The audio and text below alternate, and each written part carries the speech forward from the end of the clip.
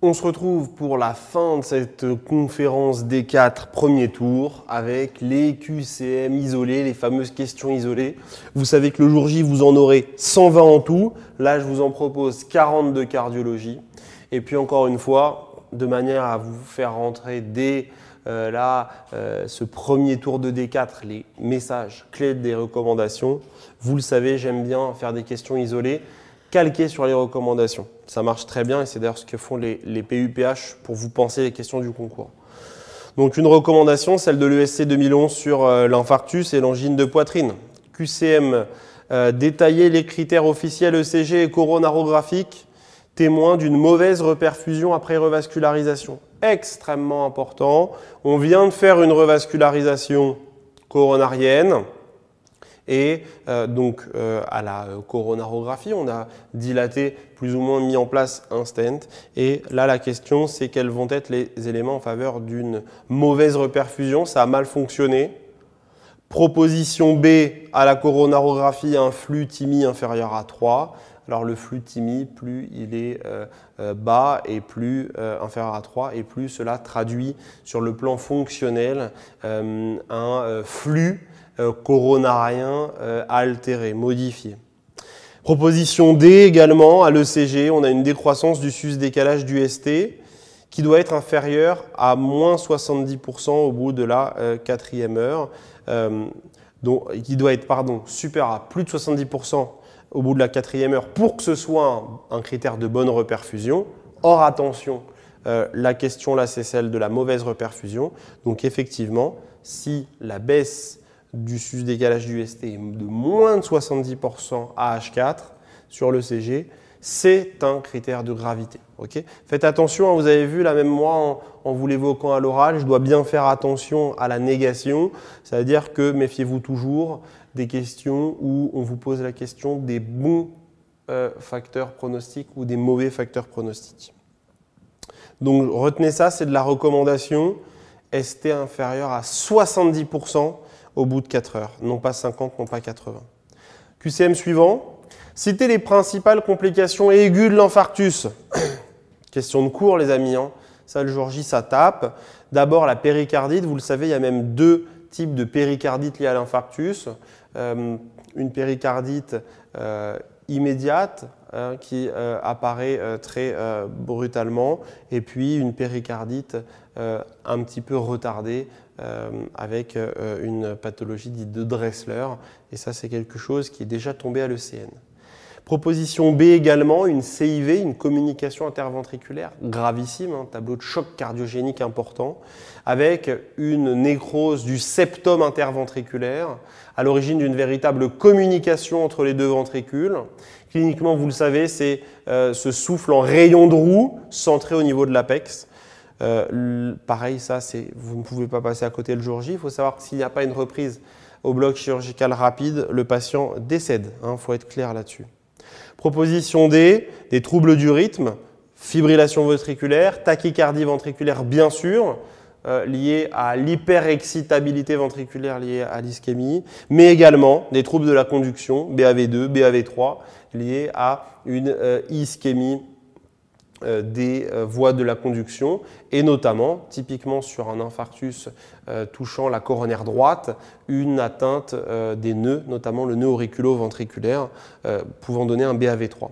Enfin, proposition E, complications thromboemboliques, bien sûr. Il faut comprendre qu'un infarctus est à l'origine d'une altération de la cinétique segmentaire d'un ventricule gauche, donc va modifier l'hémodynamique du ventricule, sa capacité à se contracter, à éjecter du sang, et donc favorise la possible formation de thrombus, de caillots. C'est pour cela qu'à la phase aiguë d'un infarctus, vous le savez, il doit y avoir une anticoagulation efficace. QCM suivant, détailler les complications mécaniques, cette fois de l'infarctus.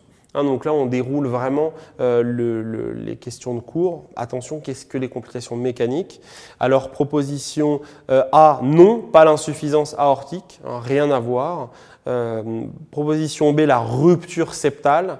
tout à fait, on peut avoir un septum qui se rompt complètement et qui peut donner soit, on retombe sur notre communication interventriculaire, soit une rupture du septum qui entraîne un véritable hémopéricarde, voire un décès rapide du patient. Ce sont des complications gravissimes. Les troubles du rythme, non, ce ne sont pas des complications mécaniques. L'insuffisance mitrale, bien sûr. Pourquoi complications mécaniques? Parce que ça peut se faire de différentes manières, mais non, typiquement sur une ischémie, par exemple, du pilier de la mitrale, entraînant une insuffisance mitrale ischémique de type 3, hein, vous le savez, mais également sur un phénomène de dilatation du ventricule gauche secondaire à l'infarctus. On peut avoir également une dilatation de l'anneau mitral, donnant une insuffisance mitrale fonctionnelle, ça marche aussi.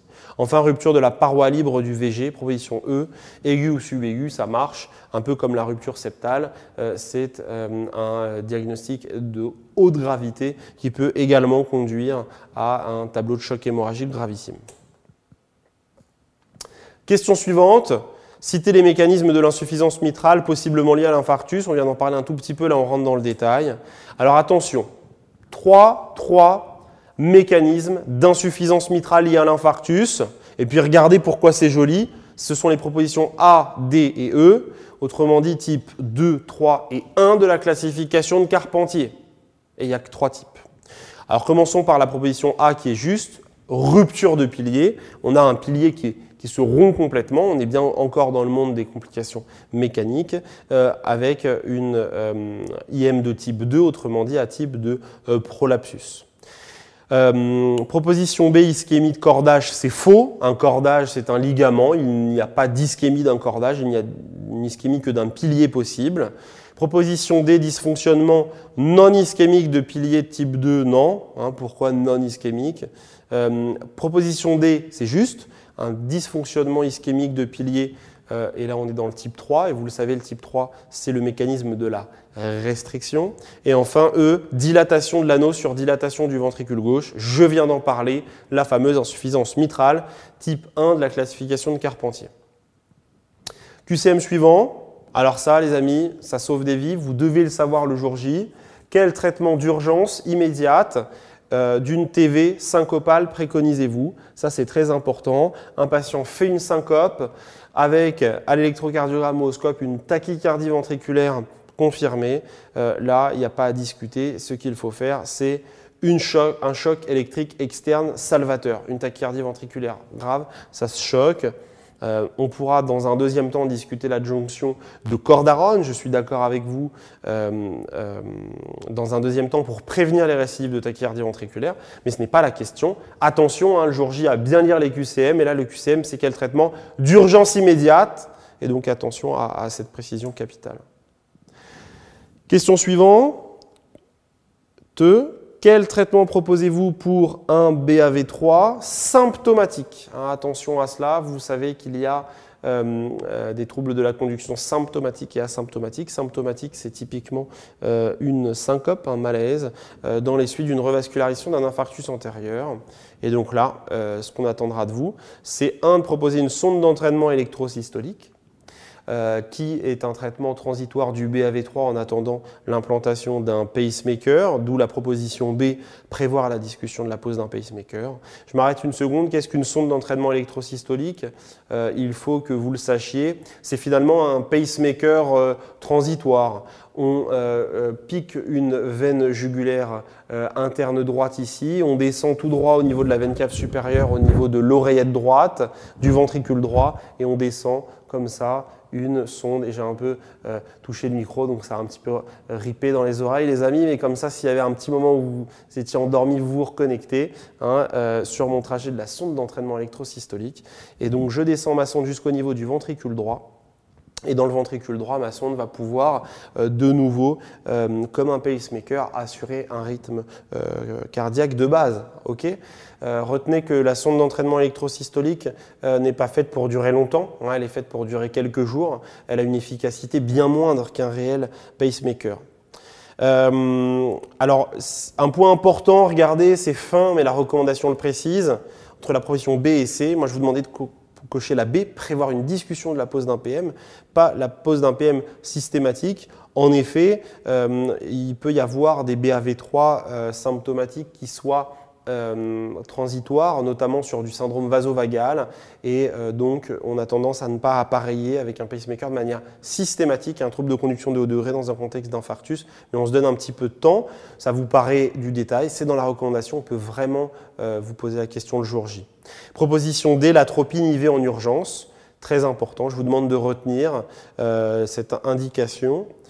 Et non pas la proposition E. Alors en effet, je vous fais un petit focus rapide. Deux molécules pour le traitement d'un trouble de la conduction symptomatique. En 1, première intention, large, l'isuprel, isoprénaline. Et puis, dans 3 situations très particulières, on ne donnera pas de l'isoprénaline, mais plutôt de l'atropine. Ces 3 situations étant un BAV3 dans un contexte d'infarctus. Donc ça, je vous demande de le retenir. 2, du syndrome vasovagal. Pourquoi? Parce qu'en général, le BAV3 est lié à du syndrome vasovagal sur le nœud auriculo-ventriculaire, et donc pareil, c'est quelque chose de très transitoire. Et enfin, 3, retenez-le, quelque chose de tombable le jour J, une intoxication au digitalique. Alors regardez, je vous ai fait ce petit focus, qu'est-ce qu'il est joli après ce QCM, les urgences vitales nécessitant un geste urgent dans les moins de 3 minutes sur un infarctus. Ça, les amis, regardez le petit bonhomme, il vous dit attention, ça vous le marquez, vous l'enfoncez au fond du crâne pour toute votre vie, vous allez être médecin. 1, j'ai un infarctus antérieur, SCST plus antérieur, avec de la fibrillation ventriculaire. Là, il n'y a pas le choix, c'est choc électrique externe à 300 joules, et on y associera dans la foulée un anti-arythmique. Et les 2 anti-arythmiques que je vous demande de retenir dans un contexte de FV, c'est la cordarone bien sûr, ou encore la xylocaïne qui a toute son indication dans un contexte d'SCAST+. Deuxième urgence vitale, les amis, on est au 2e tiret bleu. On est toujours dans un infarctus à type de SCAST+, antérieur étendu, et on est dans un contexte de choc cardiogénique. Là, la drogue attendue, la catécholamine attendue, c'est la dobutamine. La dobutamine, vous le savez, c'est un médicament inotrope positif. L'inotropisme, c'est que ça aide à la contraction du myocarde. Autrement dit, c'est le traitement du choc cardiogénique. L'assistance circulatoire est à discuter en cas d'échec du traitement par dobutamine. L'assistance circulatoire, c'est quoi? C'est soit la mise en place d'une ECMO, une assistance ventriculaire circulatoire avec l'équivalent d'une CEC, d'une circulation extracorporelle pour le patient en chambre de réanimation. Autrement dit, on remplace la fonction cardiaque pendant quelques jours le temps que l'infarctus récupère.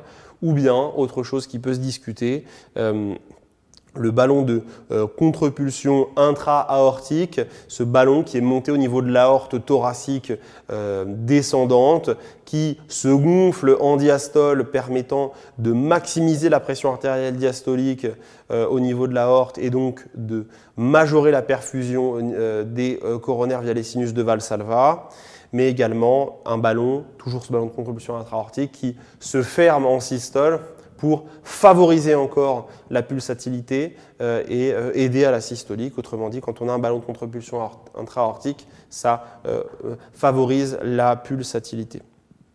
C'est des choses qui, pour tout vous dire, ont été un petit peu décriées ces derniers mois dans la littérature en cardiologie et en réanimation, mais pour le moment, il n'y a pas eu encore de répercussions sur les recommandations. Donc pour vous, ballon de contrepulsion intra-aortique.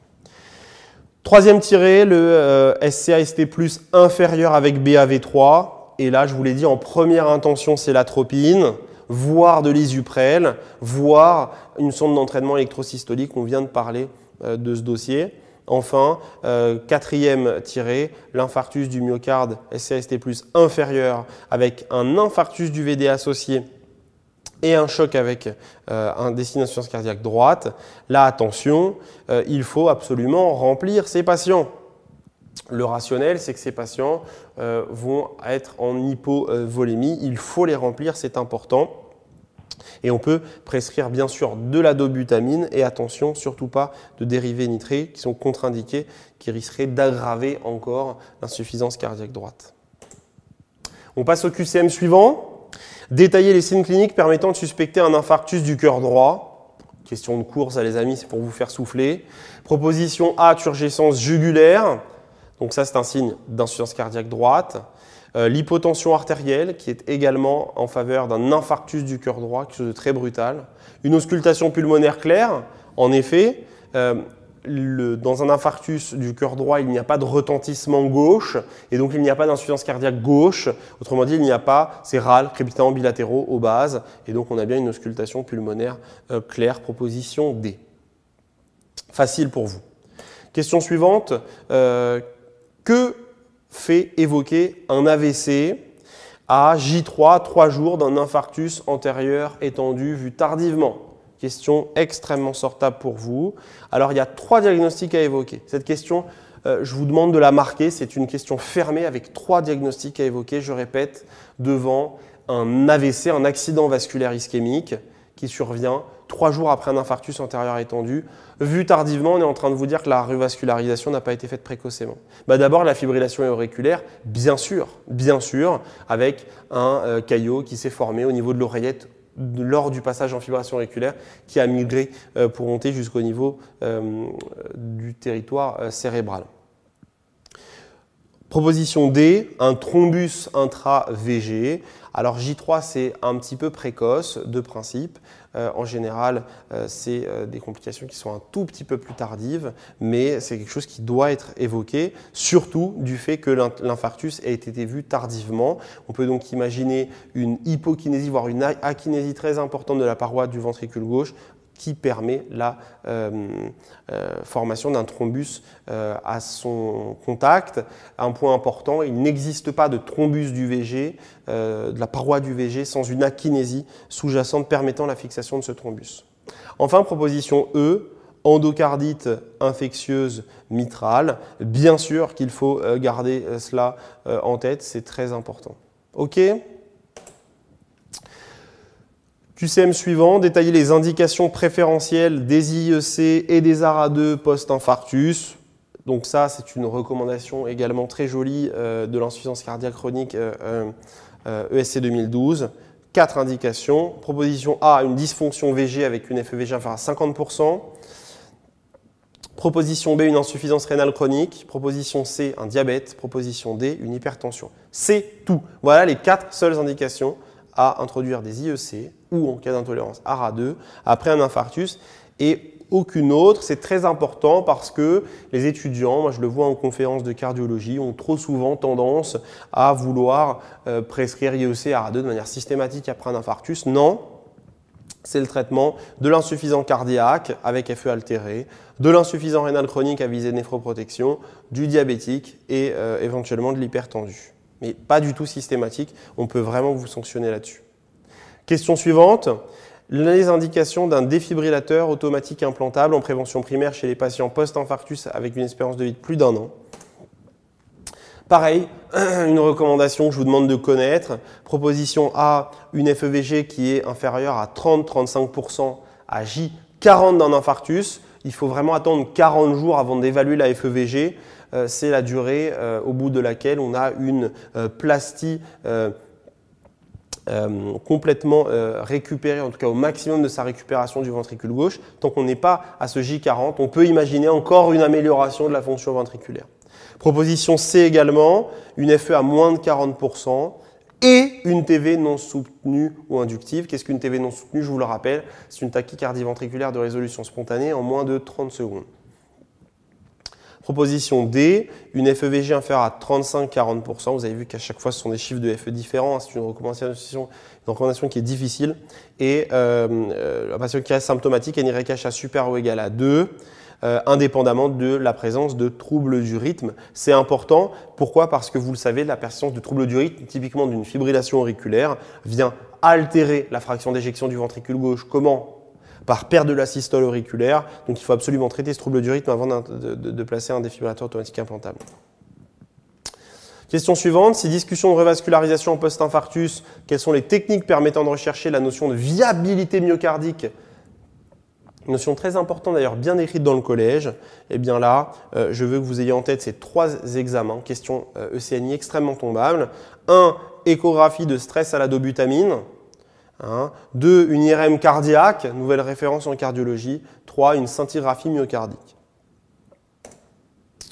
On passe à un autre item, un item que vous connaissez en général de manière très très mal, l'insuffisance veineuse chronique, les varices. Et là, je ne cite que le Collège des enseignants de médecine vasculaire, avec une recommandation de cette société qui date de 2010, repris par le dernier collège. Alors, QCM suivant, citer les principaux systèmes physiologiques permettant un bon retour veineux. Ça marche toujours, une bonne question de physiopathe pour vous lancer. Avec B, le système abdomino-diaphragmatique, bien sûr, qui, via la pression intra-abdominale, via la contraction du diaphragme, aide à la motricité au niveau de la veine cave inférieure et donc au retour veineux. C'est les muscles du mollet. Là, on est plutôt au niveau du retour veineux périphérique des membres inférieurs. Quand je contracte mon mollet, j'ai une éjection veineuse qui remonte vers le haut du corps. Et enfin, E, ce qu'on appelle la semelle plantaire. C'est bête, mais le fait d'avoir une voûte plantaire qui n'est pas complètement plate favorise également le retour veineux d'un point de vue purement hémodynamique.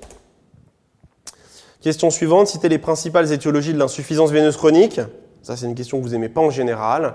Proposition A, à cocher fonctionnelle. Oui, bien sûr, une dysfonction d'un retour veineux sur réseau normal du sujet âgé. Malheureusement, c'est le diagnostic le plus fréquent et c'est une maladie qu'on dit être un diagnostic d'élimination. Parce qu'on a éliminé tout le reste, qu'on retient ce diagnostic d'élimination d'insuffisance veineuse chronique fonctionnelle du sujet âgé.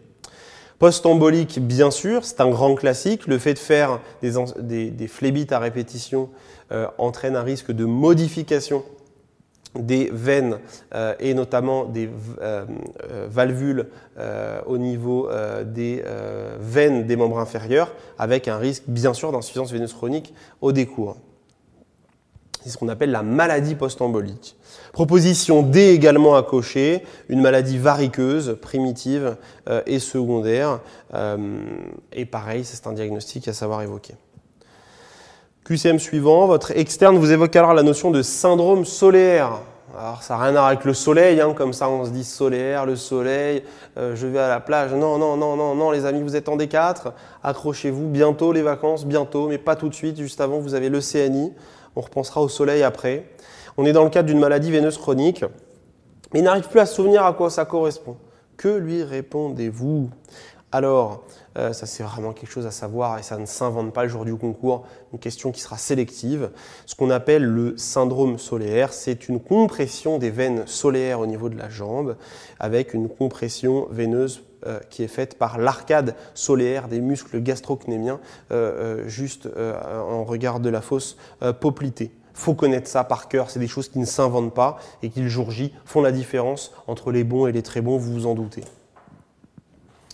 QCM suivant, détailler les principaux facteurs aggravant les douleurs d'insuffisance veineuse chronique. Alors ça c'est une belle question pour les étudiants qui auront eu la chance de passer en cardiologie vasculaire. Les patients vous le racontent très bien. Prenez le temps là, à l'avenir quand vous êtes en stage d'interroger une patiente, un patient avec des varices, une insuffisance veineuse chronique qui vous raconte très bien qu'il a des œdèmes le soir. Proposition B, fin de journée, mais également proposition A, après une station assise prolongée, mais également debout prolongée. En fait, on n'a pas mobilisé le retour veineux par un manque de mobilisation de contraction des mollets. On a vu dans la question précédente que c'était l'un des phénomènes physiologiques qui permettait le retour veineux. La chaleur, classique, puisque la chaleur est source de vasodilatation. Et donc, le petit classique en dossier, c'est une mamie qui vous évoque un chauffage par le sol. C'est quelque chose qui se voit de manière assez régulière dans les appartements. Et le soir, dès qu'elle se met au fauteuil, boum, elle a les pieds qui gonflent. C'est un classique, on est à la fois le soir et à la fois il fait chaud. Un traitement œstroprogestatif peut également majorer l'insuffisance veineuse chronique, je vous demande de le retenir. En aggravant ces douleurs. Le tabac, rien à voir, il ne faut surtout pas le cocher. Citer les principales complications propres aux varices, aussi une belle question de cours. Alors les résipelles, rien du tout. ça n'a rien à voir. Les SPL, infection à streptocoque bêta-hémolytique du groupe A sur une porte d'entrée cutanée typiquement d'intertrigo, je dis non. La thrombose veineuse, bien sûr. Pourquoi? Parce que la varice entraîne un ralentissement du flux veineux, donc un risque thromboembolique, donc un risque de thrombose. L'intertrigo, rien à voir. On en a parlé. L'intertrigo, c'est quoi? C'est une infection à candida le plus souvent, voire à dermatophysie, des petits plis, notamment des petits plis au niveau des mains ou des pieds. Proposition D, hémorragie, que je vous demande de cocher, et non pas l'angiodermite nécrosante qui n'a rien à voir avec les varices. L'angiodermite nécrosante, c'est quoi? C'est une pathologie gravissime, tombable, certains PUPH l'évoquent, qui doit être évoquée devant des lésions extrêmement sévères avec une bordure active, cyanique, violacée, un centre nécrotique volontiers et surtout un patient diabétique et hypertendu. QCM suivant, détailler les principales restrictions concernant l'utilisation des vénotropes. Alors ça, c'est une question tout sauf glamour, mais il faut la regarder. Proposition A, jamais indiqué en cas de maladie asymptomatique. On ne le donne que s'il y a une présence de symptômes. Proposition C, pas pour une durée de plus de 3 mois, sauf si réapparition de symptômes à l'arrêt du traitement. Et enfin, proposition E, attention, très très très très important, on peut vous le demander le jour J, pas d'association de vénotropes. QCM suivant, citer les principales complications de la chirurgie des varices. Ça, c'est une question qui était tombée à un concours blanc de Khalifa, vous savez, qui sont partenaires des confs Raphaël depuis maintenant quelques temps.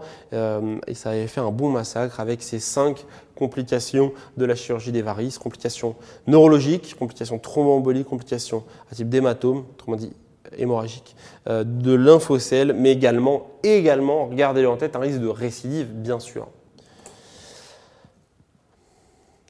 Question suivante, citer le principal effet secondaire des anti-GP2B3A. Alors les anti-GP2B3A, ce sont des médicaments très particuliers qui ont pour fonction de fortement fluidifier le sang, des espèces de super anticoagulants qui sont débutés en salle de coronarographie en laissant à la discrétion du coronarographiste le besoin ou non d'introduire ces médicaments. Et donc là, les effets secondaires, c'est quoi? C'est des risques hémorragiques, je suis d'accord, mais le principal effet secondaire de l'anti-GP2B3A, alors j'aurais dû dire peut-être le plus spécifique, c'est pas mal aussi, c'est clairement la thrombopénie, avec garder en tête le fait qu'on doit contrôler la thrombopénie à H12, à H24, après une anti-GP2B3A, c'est dans les recommandations. Quelles mesures biologiques sanguines sont utiles pour surveiller l'activité des anticoagulants anti-HNF? Alors cette question, je la pose tout le temps à mes externes en stage. Dans les premières heures dans lesquelles on bosse, il y a toujours une héparine à surveiller. Et puis, c'est ma première question. Alors, mon ami, TCA, héparinémie, je veux que vous reteniez que le TCA cible est entre 2 et 3 et l'héparinémie entre 0,3 à 0,6, 0,7. Peu importe, ça peut se discuter un petit peu. En tout cas, cela rend compte d'une anticoagulation, je le redis, purement efficace.